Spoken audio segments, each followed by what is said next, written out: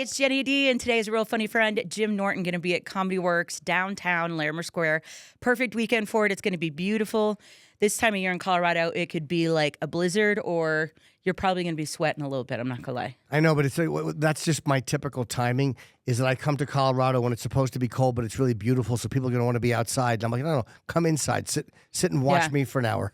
You're like, come watch me for an hour and then walk around downtown and look at the trees change color. It is actually nice down there. Walking around, I do that when in between shows. I'll walk around. It's like it's a little creepy when you go to the outskirts. It's still a little desolate. Yeah. But the downtown area where the club is fantastic. And they've done a lot of work down there. They just kind of like released all of this like work that they're trying to do to update it and keep it a little more fun. But I haven't actually been down there and seen it yet since they reopened the 16th Street Mall, so I might have to go. And by the way, I'm sorry, we're doing a visual thing, and I'm wearing a hoodie, and I didn't shave. So I want to apologize to anyone with eyes who's being forced to look at me right now. I look terrible, and I just want you to know that I know. Do you want me to make you feel better? How can you make me I feel didn't shave, and I'm wearing a hoodie too, so we're good. All right, yeah, we're twinning. You know what? Yeah, neither one of us cares what we look like.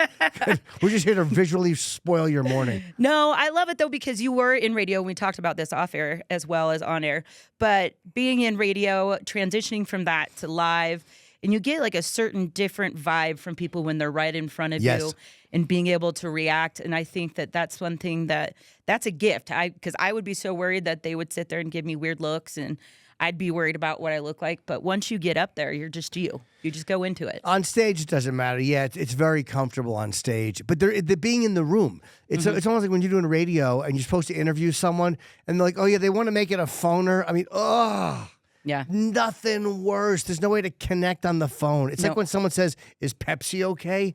No, it's not. I asked for a Coke. Oh, my God. I hate Pepsi. I do, too. I find it very, very irritating. And I'm irritated at the way they try to sneak it in. Oh, like if I ask for a Diet Coke, is Pepsi okay? No, it's not. Or if they don't ask you and you get it and you're like, I know what this is. This is trash. I know what this is. Take this back. Yeah, I throw it on the floor and I make a big scene. And I break the glass. It really is ugly. I don't handle it well. I'm like, well, because you're not Italian. You're Irish, right? I'm mostly Irish. Mostly Irish, yeah. Because we're Italian Irish, my family. Okay, so you know I feel like we speak a little bit similar language. Yeah, you understand rage and overreaction. And I just got back from New York, and it was funny because I felt like I belonged there. Like I'm just walking, and people are just chatting it up. I feel like with New York, though, as well, you can feel so alone surrounded by people. Nobody really gives a crap what you're doing. That's the beauty of it. You're right.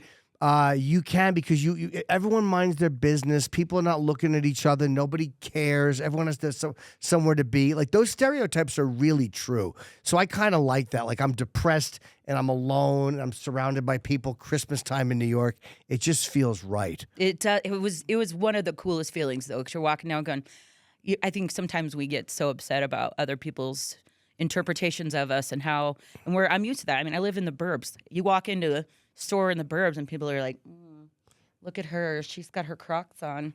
She's not gardening. No. Yeah. And I'll wear my Crocs. I don't care. Like, New York doesn't care. There's no fashion choice in New York, really. No, there's people walking around without pants. Yeah. Nobody cares in New York. Like, there's half-naked people. You go on the subway. No one cares what you're wearing. People are just happy you have clothes on. And then, so one other thing.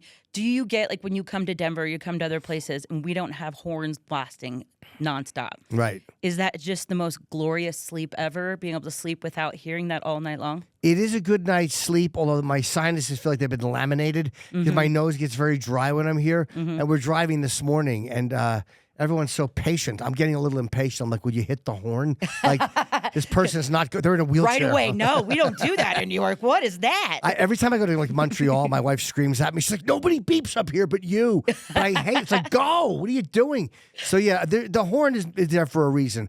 I think when people don't use it, they're wrong. I just try to do thumbs up now because my daughters are getting really, really good at mimicking actions. So now I'm just like, hey, give them a big old smile, and they don't know what it is. If someone cuts you off? Yeah. I was like, honk at them and smile. And they're like, oh, Mom, you're so nice, aren't I? Yeah, but they don't understand that you're just 2 fingers over is where we're really at. Yeah, pretty much. Yep. Yeah, I understand. Yeah, I think I did that a little bit in New York, too. And I wasn't driving. I was just walking, but they would go right by you. I'm like, oh, I'm going to get ran over. I don't. I do drive in New York, but I guess you get very accustomed to. They're kind of feeling like there's no rules. That's kind of the unwritten rules, that there's no rules, but everyone kind of abides by certain things that you just don't learn them when you're learning to drive. Yeah. But everyone knows that if there's two lanes and only one is making a right, that technically two are going to be making a right, and someone's getting cut off. So if I go to New York, I'm just going to let you drive because I feel like that's a whole different world of country for me. Yeah, I guess so. But I'll walk. I'm more uncomfortable in a place like even in Los Angeles or Montreal where they don't honk at each other. I'm uncomfortable there. Because to me, there's something so, like, you have to sit there and stew in it. At least if you're honking, you're letting people know, like, you guys suck and you're not doing your part. It's more passive-aggressive, like a bless your heart if you're not doing it. I don't like it at all. Yeah. And we don't have kids, so that's one thing. My wife wants to adopt. I'm just like, absolutely not. So I got her a Yorkie, which is kind of nice. I like having a dog. I like the compromise. I feel like it's got to be a compromise. I didn't think I would like it, but I do, and I'm happy we got it. And he's 6 pounds. And it's my favorite part of coming home is my dog is happy to see me. She doesn't care. Yeah. Yeah. She's like, oh, cool. Yeah. She could care less. She's kind of rooting for the plane to go down because she knows she's going to get a lot of money. So the dog is happy for me. The dog doesn't understand. That's why I have a dog, not a husband. So like I feel like we're the same. Oh, you're not thing. married? Yeah. No, not anymore. I don't have that problem. But make sure you check him out. Jim Norton going to be at Comedy Works, downtown Larimer Square. Perfect weekend to go do a little walking, do a little shopping, and check out some comedy. Thank you.